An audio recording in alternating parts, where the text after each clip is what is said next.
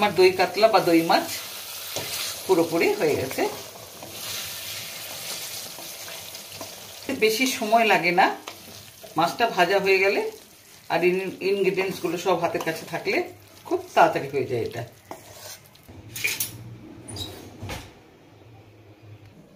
বন্ধুরা, আজকে আমার রেসিপি ছিল দই কাতলা বা দই মাছ।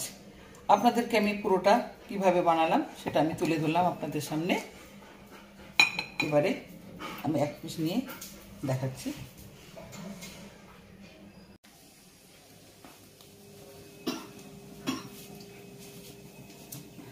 আজকে আমি যে দই মাছ বা দই কাতলা বানাবো, উপকরণগুলো একটু বলে দিই। কাতলা মাছ, পেটি আছে, গাদার মাছও আছে, আমি পেটিটাই বেছে নেব।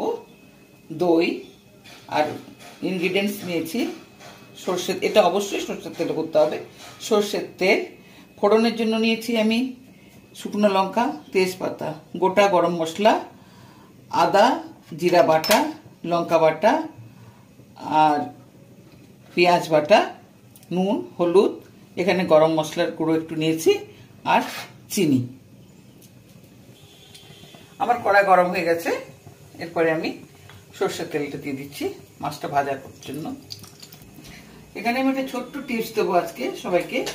যে কোনো তরকারি রান্নাতে বা ডাল যা কিছু হোক অবশ্যই গরম জল ব্যবহার করবেন। যেমন আমি আজকে মাছের জন্য একটু গরম জল বসিয়ে দিয়েছি।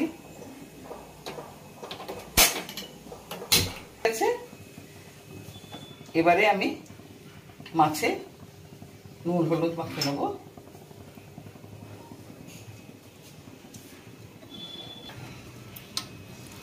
মাছে বেশি হলুদ দেবো না, কেন আমি তো তেলের মধ্যে হলুদ দেবো।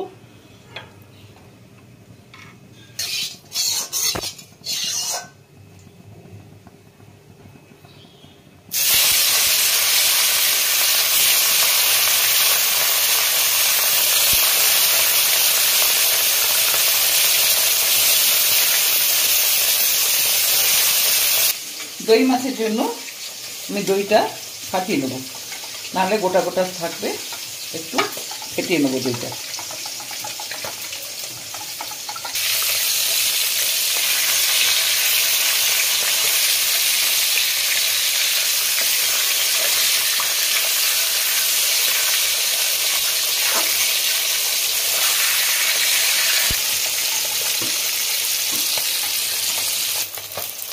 আমার মাছ ভাজাগুলো হয়ে গেছে, আমি সব তুলে নিচ্ছি এক এক করে।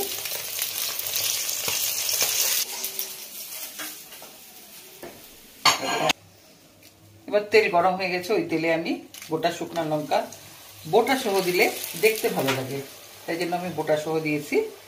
আর গোটা গরম মশলা, তেজপাতা এগুলো আমি ফাটিয়ে দিয়েছি, নাহলে গরম তেলে পড়লে এলাচগুলো ফেটে যাবে। এরপরে আমি একটু হলুদ দেবো, যেটা আমি সচরাচর দিয়ে থাকি, হলুদ দিলাম। এরপরে আমি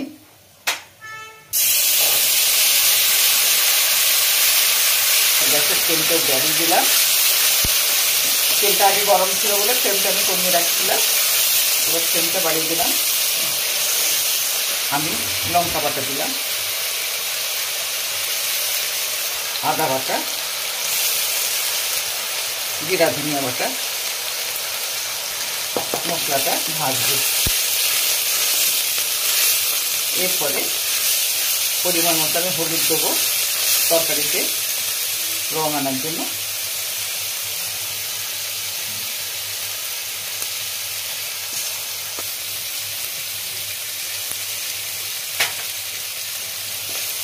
নুন দেবো, দই আছে যেহেতু টক দই আর মশলা মাছে তো নুন আছে, এইভাবে নুনটা দিলাম। আমি ফাটানো টক দইটা দিয়ে দেবো।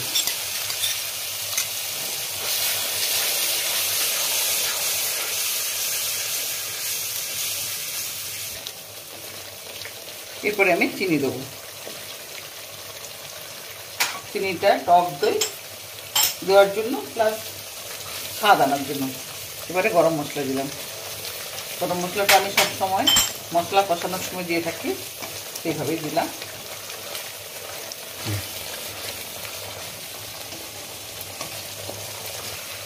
মশলাটা আমার কষানো হয়ে গেছে।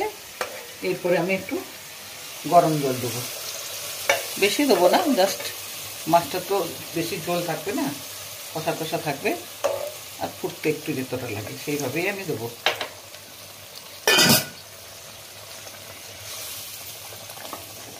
মাছগুলো তুলে দেবো এক করে।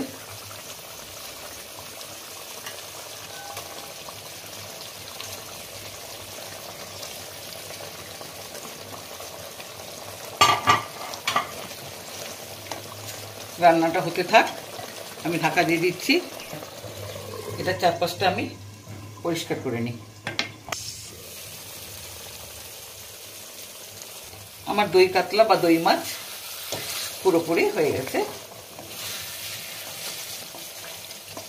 বেশি সময় লাগে না, মাছটা ভাজা হয়ে গেলে আর ইনগ্রিডিয়েন্টসগুলো সব হাতের কাছে থাকলে খুব তাড়াতাড়ি হয়ে যায় এটা।